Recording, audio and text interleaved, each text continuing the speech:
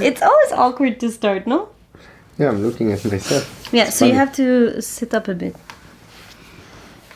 Just a bit, so we can have a good framing of ours. Yes, voila. Yeah. Okay, hello, people. So here I am with the very mysterious boyfriend that I always talk about. The one that's behind the camera. Yeah, that's not even by any camera normally, but actually that's not true, because now you're snapping some really amazing Instagram pictures for me. Yeah. I've been learning. So I thought it might be nice and interesting to chat a little bit about our relationship, because I really feel that we've been going into different dimensions of relating, maybe not dimensions, but new levels of relating, and we are learning along the way more and more what it means open relating. And well, you're used to listening to me all the time, so Eden, mon amour, Oui. would you like to share a bit how is our open relationship for you? How do you see open relating? And that's already. Yeah, it's pretty big. Can you maybe focus it a bit more? So already, what is open relating for you? We've already done a video a bit about this, but when you give some time, I don't know why I have a pen in my hand, I'll put it down. But so what is open relating for you?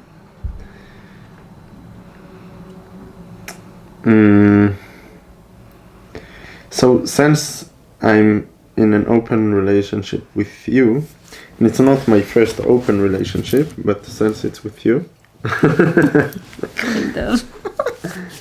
no, it's not true. Okay, it's not true. I will take this principle. Whoa.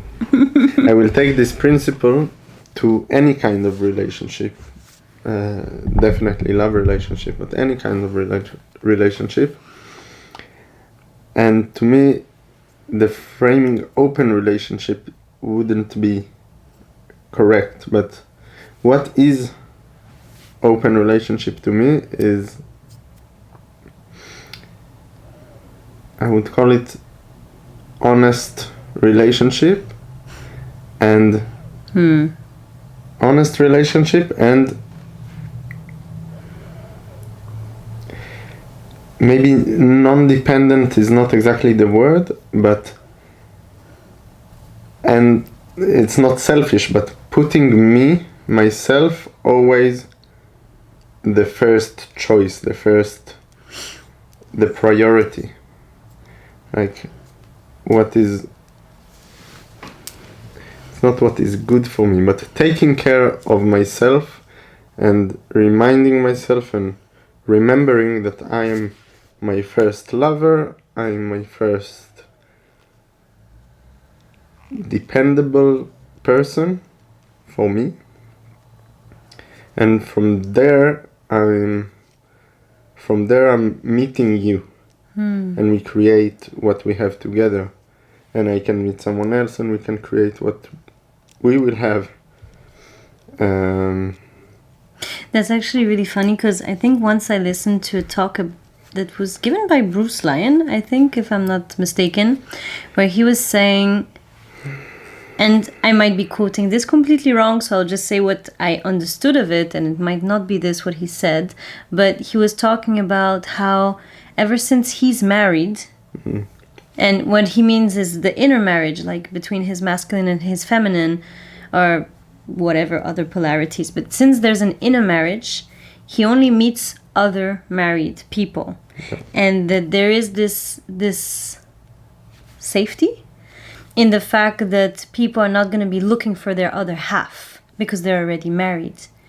And I actually find, because I didn't understand it like this at the beginning when he talked about it, I actually thought he was literally saying, like, I'm I'm married and I'm only looking for married people. But even there, I found that it had some value, because in this open relationship that we have, I do find that there's kind of a base that got created. There's kind of a base of love and security that's there, and that makes meeting new people way less scary, because it's like it's not that they have more importance at all.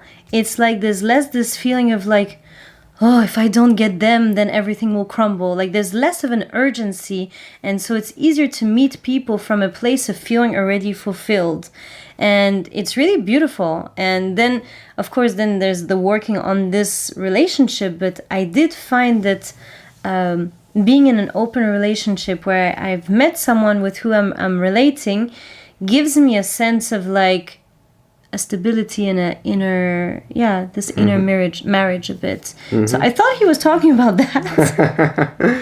I actually remember this this video that he talks. And maybe you sent it to me. Maybe I did actually. I remember. Yeah. Yeah. Yeah. I had something when you talked before. 1 second. I feel like I'm really on the front of the camera. Don't you want to come and put it front? It's my camera. Oh wow, it's smelly. Oh, I love it. So raw. I'm not that smelly. You're quite smelly, but it's really nice. Okay. Okay. What was it? Yeah.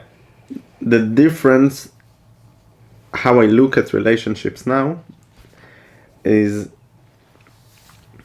kind of, we've been brought up in the society, I guess wherever we are in the world, especially if you have access to this video, probably you've been brought up as like on the monogamous model, and this model is look for your other half, and until you don't find your other half, you're not full. And it's really putting ourselves down, as we are incomplete persons, unperfect, and we need to find our matching one to be perfect.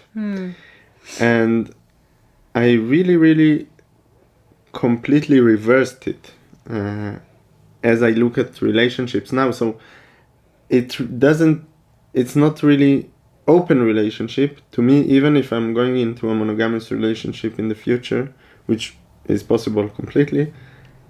It's no, I'm even thinking about me, but okay, yeah.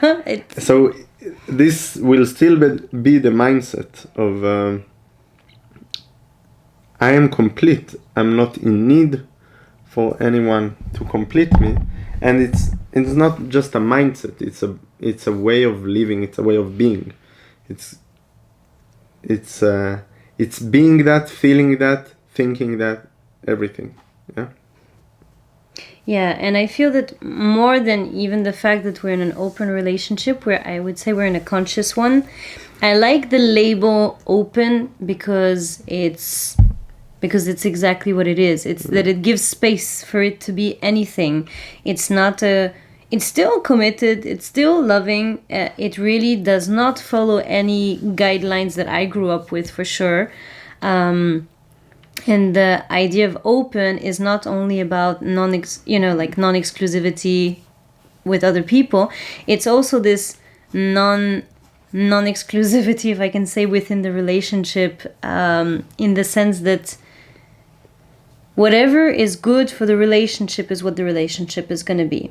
And I would say really one of the big points, one of the big things that we really discovered on this trip, like this time that we're meeting up, that I find already did a huge shift in our relationship, but actually feels like it's our commitment to truth and to being authentic and to being ourselves and to being in a real open relationship. But a relationship is that we kind of discovered that we don't function so well when we're each other's everything. Yeah. So when we're each other, we tried it out because this is a bit the model that there is of what it is to be each other's home base and being allowed to be with other people, and somehow it brings our energy down. We're not so happy. there's something that felt off. I don't know if you want to. No? Keep going. So, there was something that felt off, and a tendency into which we would normally fall into is that I feel like I'm not receiving enough, and he feels like he's invaded, is a bit the pattern into which we fall. And the reason why, at least how I understood it, is that I was projecting on the relationship that it had to look a certain way. Even though I was really trying to follow the openness, but I still had a belief like it will eventually transform into him maybe being a father for children that I might potentially want. Like, I still don't want children, but there's still the projection. I have to keep it secure for later because I only have a few years left if I want to procreate. So maybe he'll become the father of my children, and so I should be going in a direction of living close to him, being in the same house, and actually kind of following the monogamous model. And the thing is that it is not true for our relationship with how it is now. So I was kind of fighting for the relationship, but fake fighting, because actually I was fighting to make it look a certain way, which didn't correspond. And so I've been trying to make us fit into the model. And I was feeling abandoned by Eden, who was not doing the fight with me. I was fighting alone. And it's so subtle and so difficult to understand what it is exactly, because it was not obvious to any of us. We understood this now. And I mean, at least I did. I guess I'm speaking for you too. And now it just feels like, okay, so we are not that couple that is like each other's love forever and everything. Actually, I love him forever. But, Of course we are. Yeah. Oh, what? Maybe I should. Let's stop the camera. Stop rolling. Just kidding. So we're not each other's home and love forever. So we need to look. So what do we need to do to still feel love for each other? And what is good for us? Do you want to take over? Yeah, like what I realized, basically it's not what do we still, yeah, it's how can we be together or be in a relationship that is loving and that there's not other things that overcast the love, and that love is still the center point of our relationship. And the more closer we got, the more like living together, being really dependent on each other. For example, now I'm here in Switzerland, I'm a bit dependent on Amanda.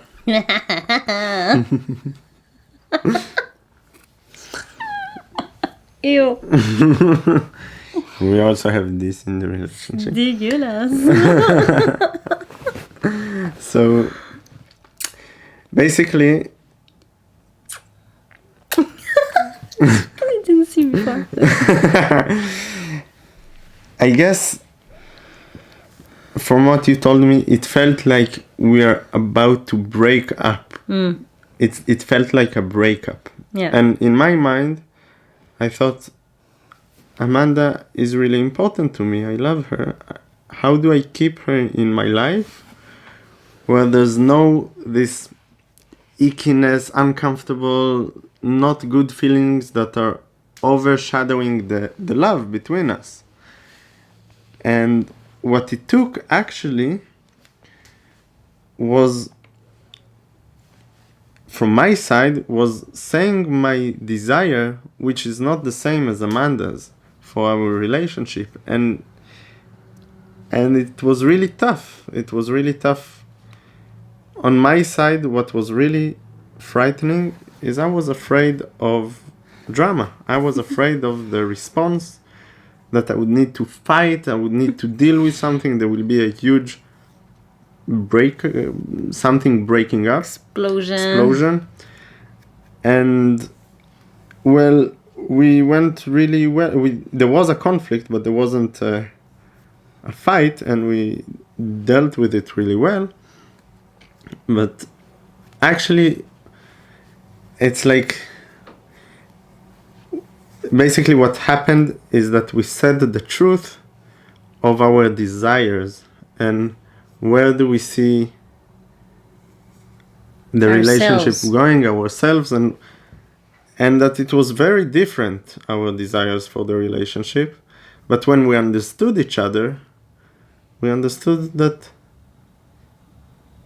this is how it can be between us, where the love can still be the centerpiece of the relationship. Yeah, and it was really interesting for me because in a way, jealousy put me on the road of that. Like the fact that I was feeling so jealous when he met this last girl, and why it was making me jealous was because it's like I was afraid that she would steal my place as a number one. And the reason why I was feeling so insecure, and I'm not saying this is what happens for all jealous people, but at least for me, the reason why I was feeling so insecure is because actually it's not that I don't belong in this first place, but this, when we're each other's first, it's not that good.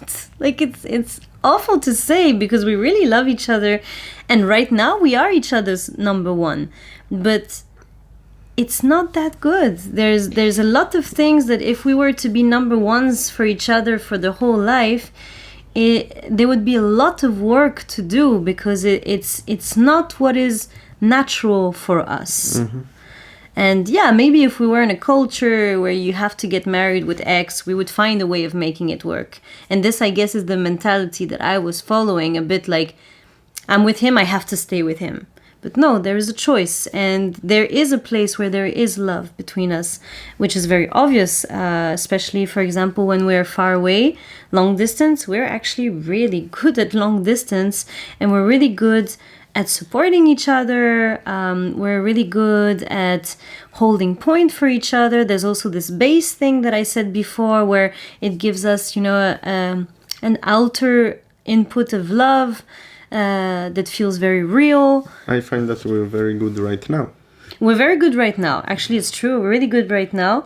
I would say that the main point where we are not good is that we don't have exactly the same desire for the future. And me, for example, I would love to have a main partner that wants to come with me on an adventurous trip. And Eden, it's not that he doesn't want to, but he wants to do a trip for different reasons, and I really want to be following my intuition and stuff like that. And then sexually, it's sexually, it's amazing.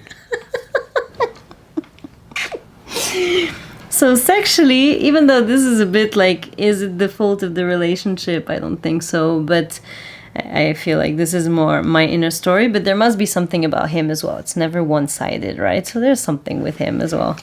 I'm super sexy. I'm too sexy for sex. For sex. But yeah, we did question it, like, so if we should not be in a relationship, are we friends? But we're not friends. We're more than friends. And there's a lot of erotic energy between us, but there's something in sexuality that is not thriving between us, and this is what part of the stuff that makes it difficult when we're physically with each other, and we have other people with who it thrives better. So that is a very big question mark place of like what to do in the relationship when the sex is not is not an automatic flow. Yeah. Do you have something to say about that? I guess we're experimenting. I guess we are learning on the go. Yeah, we're really exploring, and I find that one of the number one things for me is really that I feel that I can trust him, and it's really, really hard for me to express my needs, my fears, my boundaries, even though I really love him and even though he's really open. So I find that it's an amazing place for me to be exploring this, and I feel that I'm learning a lot. Mm-hmm. And what I find really good right now, where we are right now, at least for me. I don't know how it is for you, but the fact that the sex is not happening a lot, it's not like we have amazing sex all the time, doesn't give me so much like I'm not frustrated about it. I feel this is what it is, and so basically the fact that it's not frustrating, there's like I'm not dependent on the sex in the relationship. It allows really different kind of love to be between us, which is actually really nice. I enjoy it a lot, and yeah, that's it. For me, it opens up something else. Yeah, it's actually kind of a really interesting, not test, I would say, but for me, it really felt like when the relationship was not going in the direction that I wanted, I don't see what else than breaking up we could do. And then through a talk, it was obvious that we love each other, that we want to be with each other, that we love what we have. So it kind of came to a conclusion of downgrading, of kind of going from boyfriend, girlfriend to lovers. However, because we're still a bit the number ones and the longest relationship, it's a bit like, so we're making a whole joke out of being boyfriend, girlfriend, or lover, or single, or whatever. So we're losing ourselves in this big world of, the kitty just came, that's why. The kitty, the really fat cat of Amanda. Yeah. So yeah, we kind of are laughing and playing and losing ourselves in all this world of like putting labels.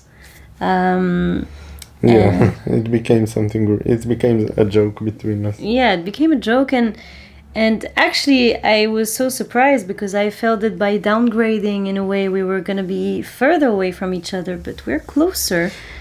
Yeah, to me it really is a good point. We're closer because we got closer to the truth between us, and then love can really arise and be. And it's crazy because it's like the love is bigger. The love is bigger than what it is when we were a grade higher, kind of. Great. So it's like maybe now we could consider children and whatever and moving in because we're in a different space. It's a bit like, it's weird. It's kind of weird to say. I feel one of the big things that I learned as well was how much how much I get dependent of my partner, and that's just that I lose myself in the relationship. And I think that having our sexuality that's not making it easy makes it very obvious, like it keeps on reflecting me back to, I have to be connected to myself. I can't lose myself in the relationship. So yeah, exactly. The dependency, if it becomes really dependent of each other, that's going back to the open relationship of putting myself as my first lover. Well, if she is my first lover and I'm in need for her to give me love, to feel loved, to give me sex, to feel pleasure, then right now I will be quite frustrated, like, what's going on? Yeah, it's really that. Yeah, and I think it's there's really this nice thing as well, like it's deconstructing, because I think that I couldn't consider being in a relationship where the sexuality is not thriving, and it's deconstructing that belief that I had. And there's something interesting in having erotic energy between us that's more playful, that's less with the penetration and normal like usual how the sexuality goes, and it's kind of like it's going into different things. And it just gave me an idea. We didn't really explore that, but we can also kind of be just working on our own self-pleasure, kind of, by each other in a way, and supporting each other's own sexuality. And for me it creates a whole new message of like, my sexuality is my own. It's not his. I don't owe it to anybody, and it's not the only way of relating, because there's a big thought, at least in my mind, that in a love relationship, the sex is a bit of a money, or it's a token to be allowed to be in the relationship. Yeah. And that's actually a really big point, and I think I've heard a lot of women who feel that they're supposed to, you have to pay with sex to receive love. Men are providing with money and stability and safety, and women are providing with sex. Yeah, we're providing with sex and with kind of householding. And even if I don't believe this, it still shows up in the way that I act. So actually now we're getting to the end of this video, I'm actually finding there's a lot of that we're gaining from this complicated sexuality that we have, because it's making us having to reconsider so much. And also because this is not our first reframing of the whole relationship. We had a big one last year in Israel that I've already talked about somewhere, and somewhere for sure I made a video about it. Maybe not a video, but for sure I made a post about it. and it's like, it makes it so real how we have to deconstruct everything that we thought that was made sure about this relationship, to give space for it to actually get to the next level, for it to expand again. It's really keeping an eye, are we constricting it or are we letting it grow? And exactly where I thought the relationship would die, by going the direction that I thought the relationship would die, actually our relationship got more thriving and more alive. Yeah. More alive. Instead of dying, it lived up. Yeah. Something died, like some illusion. illusion. Some illusion, yeah. Illusion, projection. Anyway, we're finishing, so he's getting like, okay. The kitty is really cute, it's right here. Yeah, but the video is right here and we're finishing. I'm right here, in between the two. You see the dilemma? And do you want to maybe say, maybe we'll do another video about your other lovers and stuff like that. What do you say? Okay. About more what's going on in depth. So, I thought you were high-fiving moi. That was a good one. Lots of bisous. Grand bisous.